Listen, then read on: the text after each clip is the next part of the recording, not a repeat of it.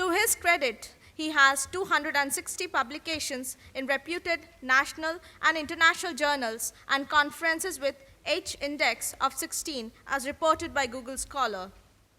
He has guided 20 PhD scholars and authored a book on software testing which is published by Cambridge University Press, England. He has co-authored books on software engineering published by New Age International Delhi and An Object on Orient Software Engineering published by PHI Learning Delhi. He has visited many foreign universities like University of Portland, University of California, Princeton University at New Jersey, Yale University, New Haven at Connecticut, Columbia University, New York, New York State University, Stony Brook University. We now request him to say a few words, sir.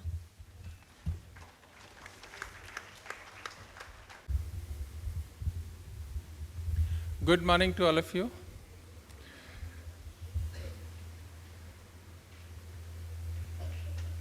आज के कार्यक्रम के chief guest हम सबके आदर के योग्य doctor BL Gupta ji,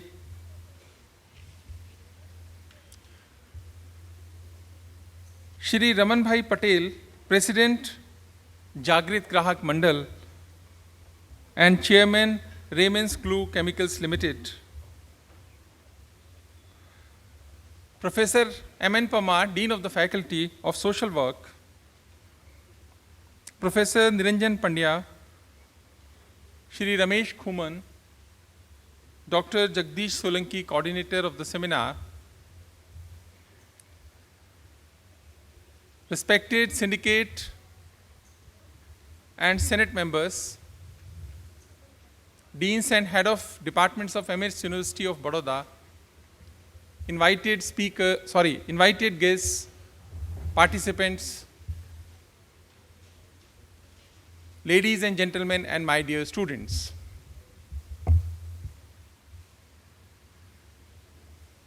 Consumerism in India, prospects and challenges.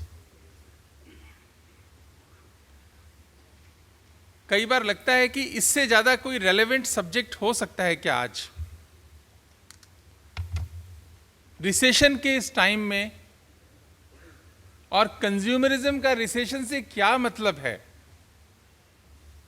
ऐसा किसी ना किसी यूनिवर्सिटी को सोचना चाहिए, क्योंकि इसका इफेक्ट हमको सबको रोज रोज पड़ता है।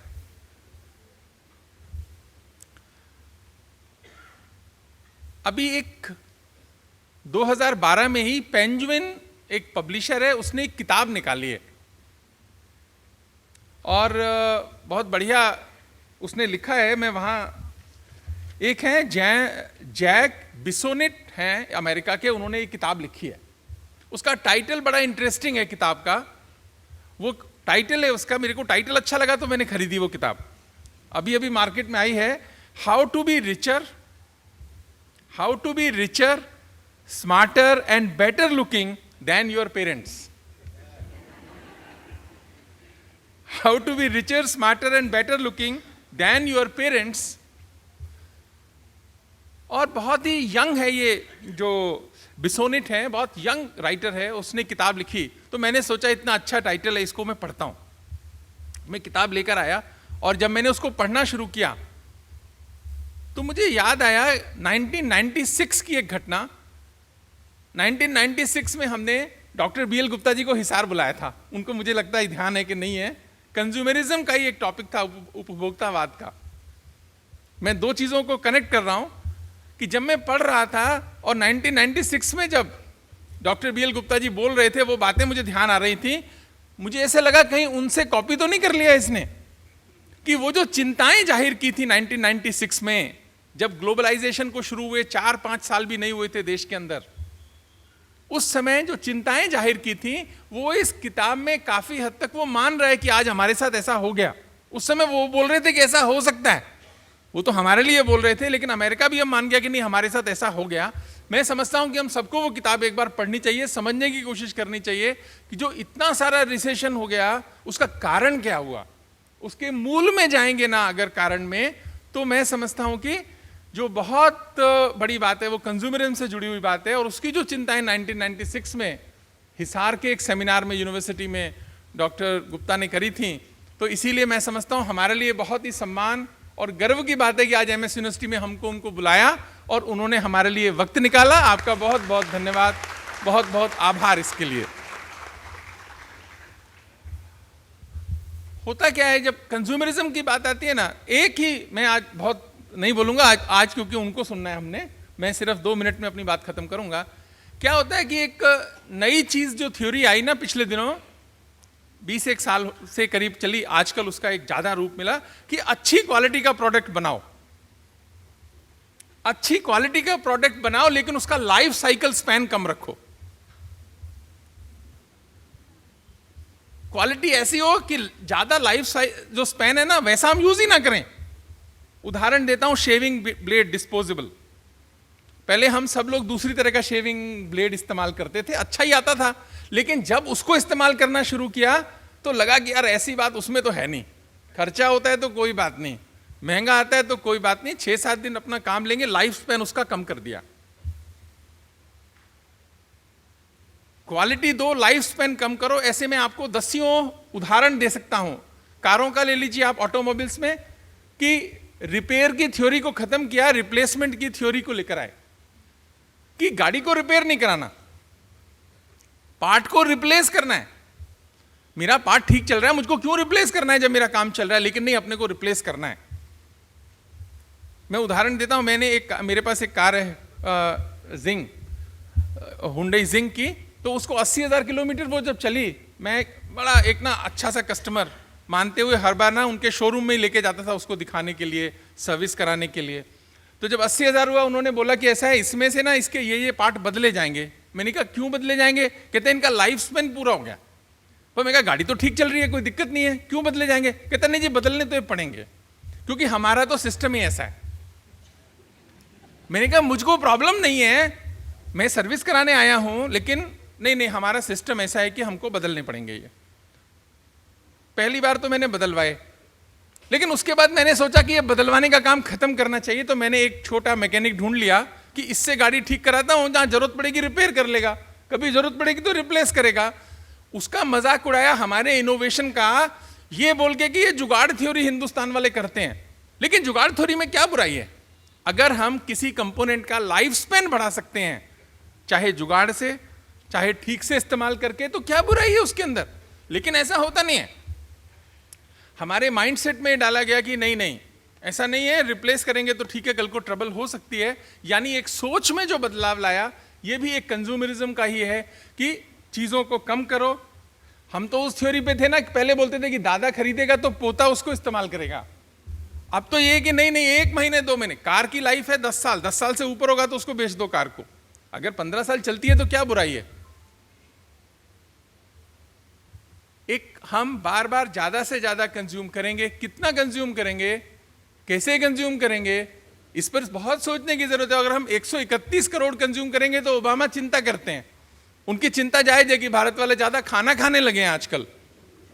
अरे अभी तो हमने खाना खाना शुरू भी नहीं किया ठीक से। उनके हिसाब से हम खाना खाना शुरू करते हैं तो देखिए क्या हालत बनने वाली है, ऐसा हमको सोचना पड़ेगा। तो उसने इसलिए किताब की उसकी बात बहुत ठीक थी। तो हमको ये जो use and throw, consume and throw की अप्रोच है, हमने अभी बहुत सारी वैसे अपनाई भी नहीं है, लेकिन मैं समझता हूं अपनाने की आवश्यकता भी नहीं है हमको।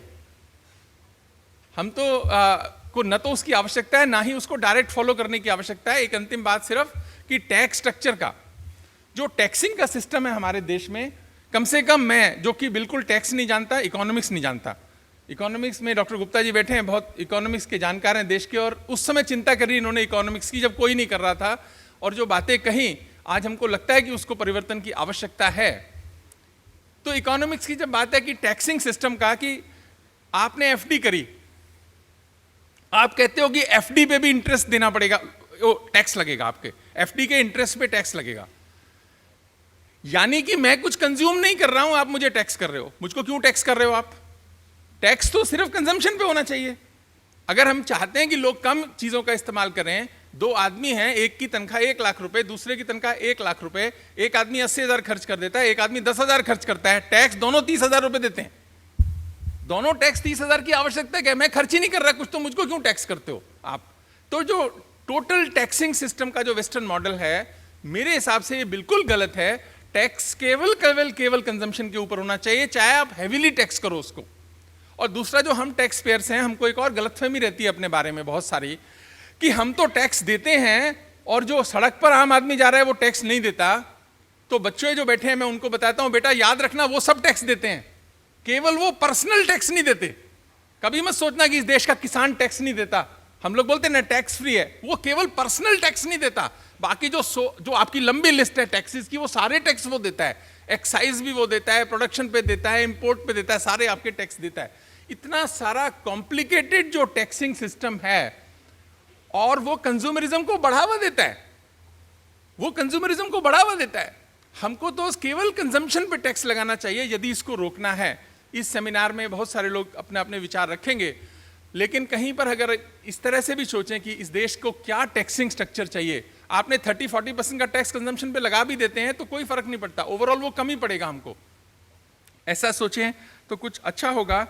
और टाइम बहुत तेजी से बदल रहा है, टेक्नोलॉजी का एक ग्लोबलाइजेशन में बहुत हमारे जीवन पे असर पड़ रहा है। उसमें किस तरीके से अपने को हम नेशनल इंटरेस्ट में जोड़ते हुए कि क्या मेरे लिए और मेरे देश के लिए नहीं, क्या मेरे देश के लिए और फिर मेरे लिए सही है, ऐसे विचार रखते हुए यदि कोई भी पॉलिसी मॉडल सोच बनाएंगे, वही लॉन्ग टर्म में इस देश को एक भला दे सकेगी। तो हम सब के लिए जागृत ग्राहक का बहुत धन्यवाद, जिन्होंने कि इस कार्यक्रम को बनाने में मदद करी। और एक बार फिर से डॉक्टर BL गुप्ता जी का आभार कि उन्होंने वक्त निकाला और आज हम सबको मौका दिया कि हम उनके विचार सुनेंगे। उनका बहुत बहुत धन्यवाद। Thank you very much. Thank you, sir, for the wonderful speech. Dr. Bajralal Gupta is our chief guest for the day. He has done his MA in economics from Rajasthan University, Jaipur. He has done his PhD from Kurukshetra University. He has 38 years in college teaching, formerly reader in economics in SSN College, Delhi University. He has published 20 college-level books on economics and other books on various subjects, some of which are Value and Distribution System in Ancient India, Bharat Ka Arthik Itihas, Hindu Arthachintan, A New Paradigm of Development, Sumangalam, in Hindi, English, Gujarati, and Odia editions. He was a former member of Board of Studies, MDU Ajmer, former director of PRI, Chandigarh, former member, ICSSR, Central Consumer Protection Council, Kendriya Hindi Samiti. He is also the member of the central team of SJM, Akhil Bharatiya Grahak Panchayat, Prajana Prana, Sahakar Bharti and Bhartiya Sahitya Parishad, Kshetra Sanchalak, Uttar Kshetra North Zone, member of Akhil Bharti Karyakarini of RSS. I now request him to speak a few words.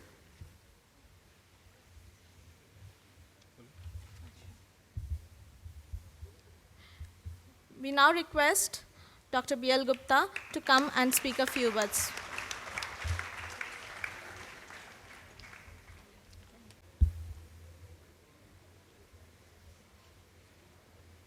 Baroda university के प्रतिभावान और अत्यंत परिश्रमी vice chancellor सम्माननीय professor Yogesh Singh ji, आज का ये कार्यक्रम जिनके संयुक्त तत्वावधान में हो रहे हैं, ऐसे ग्राहक जागृति मंडल के अध्यक्ष श्रद्धेय Raman Bhai Patel, professor MN Parmar, professor Niranjan Pandya और इस कार्यक्रम में उपस्थित गुजरात सरकार के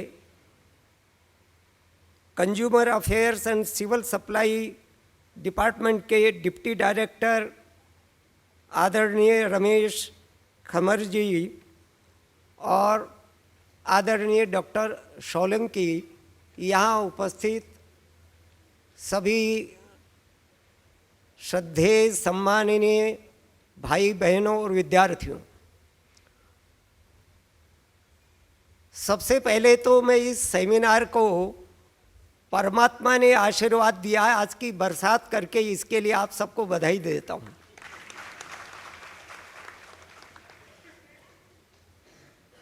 मेरे बोलने से पहले इस विश्वविद्यालय के वाइस चांसलर ने मेरे वक्तव्य की मार्केटिंग की है, तो इसलिए आप मुझे ध्यान से सुनेंगे। इसका भी अपना आज के ज़माने में महत्व होता है। उन्होंने बदलती हुई परिस्थिति का वर्णन करते हुए कहा कि आजकल ज़माना बदल गया है, रिप्लेसमेंट का ज़माना आ गया है, और रिप्लेसमेंट केवल कमोडिटीज़ का नहीं हो रहा है। जिस वेस्टर्न मॉडल और वेस्टर्न सोशल सिस्टम की बात कर रहे हैं, वहाँ तो रिप्लेसमेंट जल्दी जल्दी हस्बैंड वाइफ का भी हो रहा है, बहुत लंबा नहीं चलता है। हमारे यहाँ का सिस्टम, सोशल सिस्टम, भारतीय सिस्टम अलग प्रकार का है। हमारे यहाँ मैरिज जीवन भर के लिए होती है, परिवार हमारी यहाँ की इकाई है, उसी पर भारत का कंजम्पशन पैटर्न टिका है, उसी पर भारत की कंजम्पशन की दृष्टि टिकी है, उसी के आधार पर भारत का सारा इकोनॉमिक प्रोडक्शन स्ट्रक्चर टिका है, और उसी के आधार पर हमारा सोशल और कल्चरल सिस्टम टिका है। इसलिए हमारे यहाँ विवाह को एक पवित्र बंधन मानते हैं। आज के ज़माने में कोई नौजवान और नवयुवती कुछ सालों के बाद में तलाक की बात करते हैं तो मेरे जैसे और रमन भाई जैसे बुजुर्ग लोग कहते हैं कि तुम्हारा दिमाग खराब हुआ है क्या, क्यों बदलना चाहते हो। पश्चिम में कुछ मेरे मित्र हैं, वो कहते हैं कि 5-7 साल तक वही जोड़ा अगर पार्क में घूमता हुआ दिखाई दे तो लोग कहते हैं तुम्हारा दिमाग खराब हुआ क्या, उसी को लेकर घूम रहे हो। बदलना चाहिए ना, परिवर्तन है। तो वहाँ के परिवर्तन का प्रकार, वहाँ का माइंडसेट अलग प्रकार का है, और इसलिए आज के इस कंज्यूमरिज्म के प्रॉस्पेक्ट्स एंड चैलेंजेस को इस सेमिनार में कैसा डिस्कस करें, इसके संबंध में कुछ निवेदन करना चाहूँगा मैं। 2 तरह की अप्रोच है, 2 तरह के माइंडसेट है। एक वेस्टर्न माइंडसेट है, एक ईस्टर्न माइंडसेट है, भारतीय माइंडसेट है। भारत को ये तुलना करना है, भारत को ये विचार करना है, हमारा कंजम्पशन पैटर्न, हमारी लाइफ स्टाइल, वो किससे गवर्न होगा, कौन गाइड करेगा, कौन रेगुलेट करेगा उसको, उसके पीछे की दृष्टि क्या रहेगी, दर्शन क्या रहेगा, अप्रोच क्या रहेगी। अब तो अनुभवों ने सिद्ध कर दिया है। अभी चर्चा प्रोफेसर योगेश सिंह जी रिसेशन की कर रहे थे। ये रिसेशन क्यों आया, इसकी कारण मीमांसा की डिटेल में नहीं जाऊंगा, परंतु आज के विषय से संबंधित एक आध विषय पर आपका ध्यान केंद्रित करना चाहूँगा। मेरे अनेक मित्र अर्थशास्त्र के जानकार प्रोफेसर निरंजन सिंह जी भी बैठे हैं यहाँ, और भी अनेक मित्र बैठे होंगे। आजकल परिचय में कोई मेरा ऐसा परिचय कराते हैं कि मैं अर्थशास्त्री हूँ तो मुझे ज़रा थोड़ा संकोच होने लगता है, क्योंकि आज भारत का अर्थ संकट तो किसी अर्थशास्त्री के कारण से ही है ना।